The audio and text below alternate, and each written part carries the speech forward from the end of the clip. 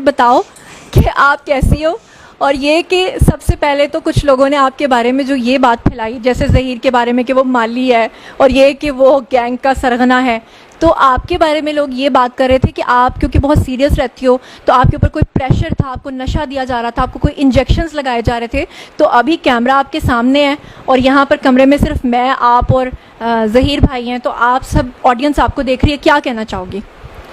पहली बात तो मैं बिल्कुल ठीक हूँ और मैं जो कहती थी वो अपनी मर्ज़ी से कहती थी। कोई नशा वगैरह नहीं दिया जा रहा था, कोई इंजेक्शन नहीं लगाया जा रहा था, मैं सब अपनी मर्ज़ी से कहती थी। हाँ, और अब मुझे ये बताओ कि पबजी के थ्रू तो हमें पता चल गया कि आप लोगों की फ्रेंडशिप हुई, लेकिन फर्स्ट टाइम आप लोगों ने एक दूसरे को कब देखा था? मैं जब गई हूँ लाहौर तो फर्स्ट टाइम ही मिली हूँ इनसे। तो आपने सोचा नहीं था कि अगर ज़हीर आगे से पता नहीं किस तरह का निकल आया तो, लेकिन ये मोहब्बत थी?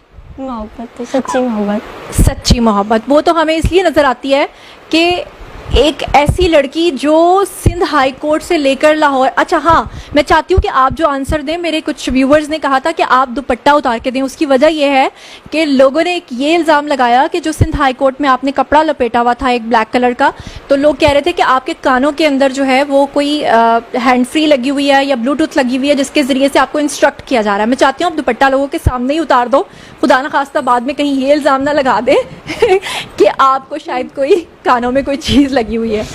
तो क्या कहना चाहोगे ऐसे लोगों के बारे में? नहीं, जो लोग आपके बारे में ये कह रहे थे कि आपके कानों में कोई इंस्ट्रक्शंस दी जा रही हैं।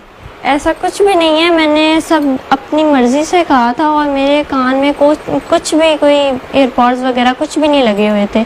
दुपट्टा मैंने इसलिए किया था क्योंकि मुझे पसंद है, अब मुझे करना पसंद है, तो मैंने अपनी मर्ज़ी से दुपट्टा निकाब वगैरह किया हुआ था। अच्छा दुआ, मैं आपसे एक और चीज़ पूछना चाहती हूँ कि आपके पेरेंट्स ने अभी रिसेंटली अपना एक स्टेटमेंट दिया है जिसे लेकर सब यूट्यूबर्स चल रहे हैं। वो ये कह रहे हैं कि जब आखिर में पूछा गया आपसे कि आप अपने पेरेंट्स को मिलना चाहती हैं, आपने जज साहब से कहा मैं नहीं मिलना चाहती, लेकिन जज साहब ने आपसे रिक्वेस्ट किया कि आप मिल लो।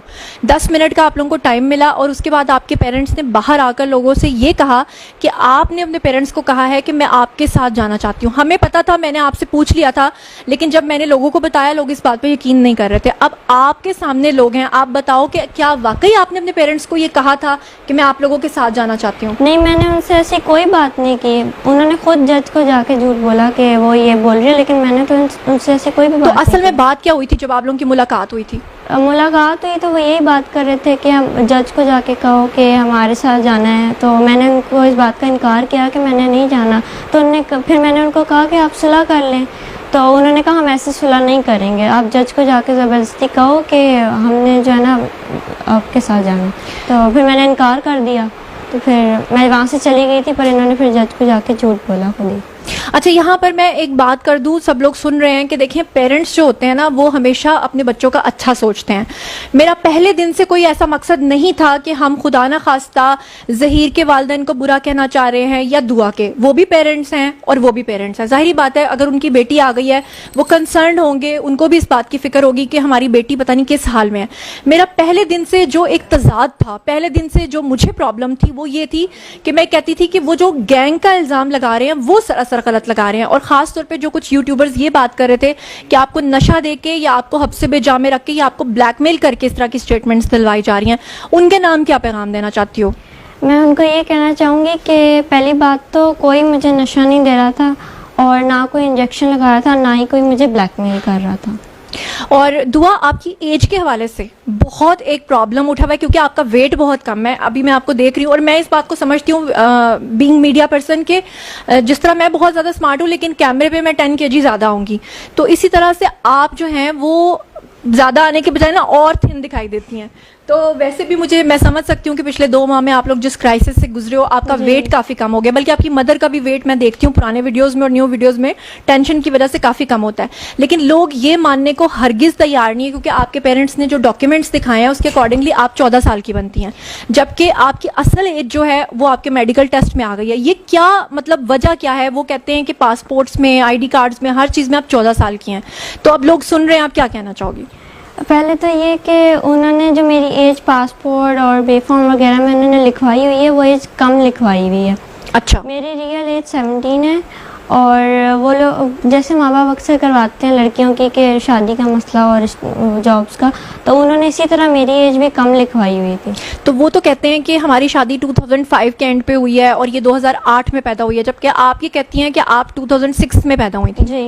यानी ये बात समझ में आती है कि 2005 में अगर शादी हुई है तो 2006 में आप पैदा हुई, लेकिन वो उन्होंने आपकी 2-3 साल आगे बढ़ा के एज लिखी जी, हुई थी, जिसकी बिल्कुल। वजह से डॉक्यूमेंट्स में आपकी एज कम आ रही थी और यानी कि आपकी मेडिकल रिपोर्ट में बिल्कुल सही वो चीज़ आई है। जी। बिल्कुल ठीक है। जी, तो दुआ, इस वक्त आपके पेरेंट्स भी डेफिनेटली आपको देख रहे होंगे, सुन रहे होंगे, आप उन्हें क्या कहना चाहती हैं? कैमरा आपके सामने, आप कहिए उनको। मैं उनसे ये कहना चाहती हूँ कि हमने इस्लाम के मुताबिक शादी की है, ठीक है। मैं वो अगर मानते हैं कि मुझसे गलती हुई है तो मैं उनको सॉरी भी कहती हूँ। बस मैं ये चाहती हूँ कि वो अपना दिल बड़ा करें और मुझे और ज़हीर को एक्सेप्ट करें। मैं मानती हूँ वो भी तकलीफ़ से गुज़रे हैं, मैं भी गुज़र रही हूँ। बस वो अपना दिल बड़ा करके मुझे और ज़हीर को एक्सेप्ट कर लें। और जो ये लोग गलत बातें फैला रहे हैं ना कि वो गैंग है वगैरह, वो ऐसा कुछ भी नहीं है। ज़हीर की फैमिली बहुत अच्छी है, ज़हीर भी बहुत अच्छा है, उन्होंने मुझे बहुत खुश रखा है और मुझे एक्सेप्ट किया है। और ज़हीर की वालदा जो हैं वो भी बहुत ही अच्छी हैं। अभी हम लोग जब आए तो उनका जो रवैया था दुआ के साथ वो इस तरह से था कि जब हम लोग इनके घर में एंटर हुए तो पता ये चला कि उन्होंने दुआ से पूछा कि आपको क्या खाना है, और दुआ ने कहा कि मुझे पिज़्ज़ा ऑर्डर करना है। तो मैंने कहा कि आपने इसको रोटी खाने की आदत नहीं डाली। तो उन्होंने कहा कि जिस दिन से ये आई हुई है ये सिर्फ पिज़्ज़ा खाती है या नूडल्स खाती है, ये क्या चीज़ है? मतलब रोटी खाने की आदत नहीं है आपको? आंटी आपको पिज़्ज़ाज वगैरह मंगवा के दे रही हैं। जो मैं मांगती हूँ वो मुझे फ़ौरन ला कर देती हैं, बस मुझे इन चीज़ों की आदत है तो मैं वही खाती हूँ। और मुझे एक और बात पता चली दुआ के बारे में कि ये पराठा अव्वल तो खाती नहीं है और अगर खाए तो नमक के साथ खाती है। ये क्या सीन है? मुझे शुरू से आदत है इसके साथ खाने की। तो इसी वजह से दुआ का वेट जो है ना, आई थिंक 35 kg है, और उसकी वजह से इतना अंडरवेट होने की वजह से लोग समझते हैं कि दुआ की एज कम है। लेकिन अब आप हमारी भाभी बन गई हो तो अब आपको पराठे भी खाने पड़ेंगे, ब्रेड्स भी खानी पड़ेंगी और पंजाब के देसी आटे की रोटियां भी खानी पड़ेंगी, है ना? जी। अच्छा दुआ, एक बात जो लोग पूछ रहे हैं सबसे ज़्यादा कमेंट सेक्शन में वो ये है कि आपने जब वहाँ से यहाँ आने का फैसला किया, जो आपके जेठ हैं उन्होंने हमें बताया कि आपने पहले अपने घर से रिक्शा लिया, फिर आप एयरपोर्ट गई, वहाँ से आपने एक टैक्सी करवाई। लोग इस बात को किसी भी सूरत मानने को तैयार नहीं, क्योंकि वो ये कहते हैं कि एक इतनी छोटी सी छटांग भर लड़की, कैसे ये हो सकता है कि बजाय कि ज़हीर का कोई फैमिली मेम्बर आपके साथ शामिल ना हो या आपको कोई लेने ना गया हो, ये पॉसिबल ही नहीं है। वो लोग कहते हैं कि हम मान ही नहीं सकते कि आप अकेले वहाँ से आए हो।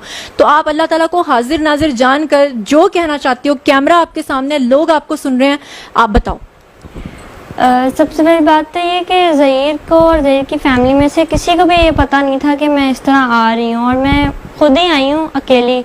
मैंने खुद टैक्सी करवाई, रिक्शा से पहले अपने घर से लेकर वहाँ उसको कहा कि मुझे टैक्सी स्टैंड पे छोड़ दें, उन्होंने मुझे वहाँ छोड़ा, तो फिर मैंने वहाँ से खुद टैक्सी करवा के खुद लाहौर में अपनी मर्जी। यहाँ पे मैं आपसे एक सवाल पूछना चाहती हूँ, क्योंकि लोगों के कंसर्न्स हैं। वो कहते हैं कि इतनी छोटी सी लड़की अगर अकेली टैक्सी में आकर बैठ जाए तो टैक्सी वाला कैसे, खुदा न खास्ता, उसको वहाँ इतने घंटों का सफ़र है, 12, 13, 14 या 24 घंटे का, तो इतनी दूर से वो कैसे सेफली उसको ले आया? खुदा न खास्ता क्यों उसके साथ कोई हादसा नहीं हुआ? जैसे आजकल हमारे आप सुनती हैं कि किस तरह की स्टोरीज़ हैं। तो जब आप बोल तो आप सच रही हो, लेकिन जब आप ये बात करती हो तो लोग नहीं यकीन करते कि आप अकेली कैसे टैक्सी में आ गई। सबसे पहले तो मैं अल्लाह का शुक्र अदा करती हूँ, उनकी पहले दिन से लेके आखिर तक मेरे जो है ख़ास करम था मेरे साथ, उन्होंने मेरी बहुत मदद की है। तो अल्लाह की मदद थी, क्योंकि मैं जो ना इस्लाम के मुताबिक एक इस्लामी काम करने जा रही थी। शुरू दिन से मैंने माइंड बना लिया था कि मैं शादी करूँगी और इसमें शादी में बरकत है, तो अल्लाह ने मेरी मदद की, तो अल्लाह की वजह से सारा हो गया। अच्छा दुआ, एक बात मैं आपसे जानना चाहती हूँ कि आखिर ऐसा क्या हो गया? क्योंकि देखो बच्चों को ये बात, देखें नाजरीन, मैं आप लोगों के सामने कह रही हूँ, मैंने पहले दिन से कभी ये नहीं कहा कि दुआ और ज़हीर ने जो किया वो बहुत अच्छा किया, और मैंने कभी इस चीज़ को भी सपोर्ट नहीं किया कि दूसरे बच्चे या दूसरी लड़कियाँ भी ये काम करें। लेकिन मैं यहाँ आपसे ये जानना चाहती हूँ कि जब बच्चे अपने पेरेंट्स से जिद करते हैं कि हमने यहाँ शादी करनी है, पेरेंट्स को भी उनकी सोच का, उनकी विश का थोड़ा ख्याल रखना चाहिए, क्योंकि अब हम 2022 में बैठे हुए हैं। पुराना दौर नहीं है जहाँ पे तस्वीर दिखा के शादी कर दी जाती थी। लेकिन आखिर आपके साथ ऐसा क्या हुआ कि आप इस हद तक मजबूर हुई कि आपको लगा कि अब बस घर छोड़ देना चाहिए? क्योंकि आप पेरेंट्स को मना भी तो सकती थी ना, लेकिन ऐसा क्या लम्हा आया कि आप इतनी मजबूर हो गई कि आपने घर छोड़ दिया? असल में ना मैंने जब इनकी बात की ना कि मुझे ऐसे ये पसंद है और ये रिश्ता लेके आना चाहते हैं, तो मेरी जो मामा है ना, उन्होंने मुझे मारा और मेरा जो टैब था ना जिस पे मैं इससे बात करती थी वो उन्होंने बंद कर दिया।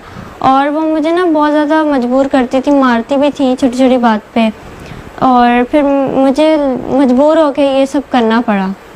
लेकिन हाँ, ये बात ठीक है कि पेरेंट्स जो होते हैं वो अपने बच्चों के ऊपर सख्ती भी करते हैं, उनको मारते भी हैं, उनका भला भी सोचते हैं। ठीक है कि उन्होंने ये सोचा होगा कि उन्हें नहीं पता होगा ज़हीर फैमिली का, इसलिए उन्होंने ऐसा किया होगा। यकीनन उनकी नीयत पे कोई शक नहीं है, उन्होंने कुछ गलत नहीं किया होगा। लेकिन आपने, मतलब आपको लगता था कि इतना ज़्यादा मुझे मार पड़ रही है, इतना कुछ मुझ पर दबाव है, कि उसके बाद आपको लगा कि वो मेरी शादी नहीं करवाएंगे ज़हीर से? क्योंकि आपसे हमें पता चला था कि ज़ैनुल आबिदीन के साथ वो आपके कज़न के साथ शादी करना चाहते थे। जी। तो अब देखिए नाजरीन, आप लोग भी सामने हैं, ज़हीर भी सामने है, दुआ भी, कि एक तरफ तो उसके पेरेंट्स ये कह रहे हैं कि उसकी उम्र ही बहुत कम है, वो 14 साल की है, जबकि दूसरी तरफ वो उस पर दबाव डाल रहे थे कि अपने कज़न के साथ शादी करो। और उसी वजह से जो दुआ है वो इस बात के लिए जब समझ गई कि मेरे पेरेंट्स किसी भी सूरत जो है वो मेरी उससे शादी नहीं करवाएंगे, तो फिर आपने घर से कदम उठाया, ऐसा ही है?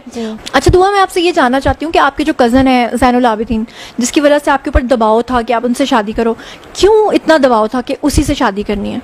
क्योंकि मेरे ताया के पास एक प्लॉट था डीएचए में, तो वो उनका मेरे बाबा के साथ कोई मसला चल रहा था, जिस वजह से वो चाहते थे कि मेरी शादी उसके साथ हो जाए और वो प्लॉट उनके नाम आ जाए। तो जब आपने अपने वालिद से कहा कि मैं किसी भी सूरत उससे शादी नहीं करूंगी और ज़हीर से करूंगी, तो फिर आपको मार पड़ी? जी, मार भी पड़ी और उन्होंने मुझे धमकी भी दी थी। क्या?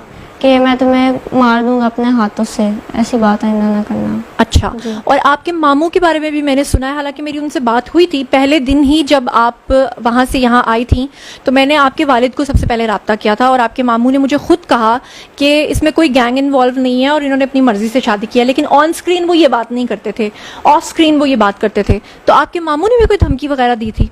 जी, मेरे मामू ने भी धमकी दी थी कि जो है ना, हम इसकी शादी अपनी मर्ज़ी से करेंगे और जहाँ ये चाह रही है वहाँ हम नहीं करेंगे। तो ज़बरदस्ती फिर मेरे बाबा भी ज़बरदस्ती कर रहे थे मेरे साथ। ठीक है। अच्छा दुआ, ज़रा एक दफ़ा फिर लोगों को बता दो कि वो जो आप इतने कपड़े लपेट के रखती थी और जो इतनी पुलिस आपके इर्द गिर्द होती थी, तो लोग इतराज़ उठाते थे कि निम्रा काज़मी के केस में ये नहीं है, आपके केस में, और आपको घसीटा जा रहा है और वो समझते थे कि आपके ऊपर कोई जुल्म हो रहा है। तो लोग आपको सुन रहे हैं, वो क्यों इतना कपड़ा आप लपेट रही थी और क्या हो रहा था? वो कपड़ा जो मैं लपेट रही थी वो मैं अपनी मर्ज़ी से लपेट रही थी, क्योंकि मुझे पसंद है हिजाब वगैरह करना, तो मैं अपनी मर्ज़ी से, क्योंकि काफ़ी लोग होते थे तो मुझे नहीं पसंद कि मैं बिना दुपट्टे के इस तरह जाऊं, तो मैं अपनी मर्ज़ी से वो करती थी। और वो घसीटना वगैरह वो सारा मेरी प्रोटेक्शन के लिए कर रही थी पुलिस। अच्छा दुआ, आपके बारे में आपके पेरेंट्स कह रहे थे कि आपकी आई साइट बहुत ज़्यादा वीक है और आप उसके बगैर देख नहीं सकती हैं, तो क्या ऐसा है कि आप उसके बगैर देख नहीं सकती? और वो कह रही थी कि आप ग्लासेस लिए बगैर ही वहाँ से आ गई हैं। ऐसा भी नहीं है कि मेरी आईसाइट बिल्कुल ही वीक है, बिल्कुल नज़र नहीं आता, मुझे नज़र आता है और मैं देख सकती हूँ। बस मैं ग्लासेस कभी कभी लगाती हूँ जब मुझे टीवी वगैरह देखना आता है। ये मेरे पास, ये देखिए मेरी ग्लासेस, ये रही मेरी ग्लासेस। अच्छा।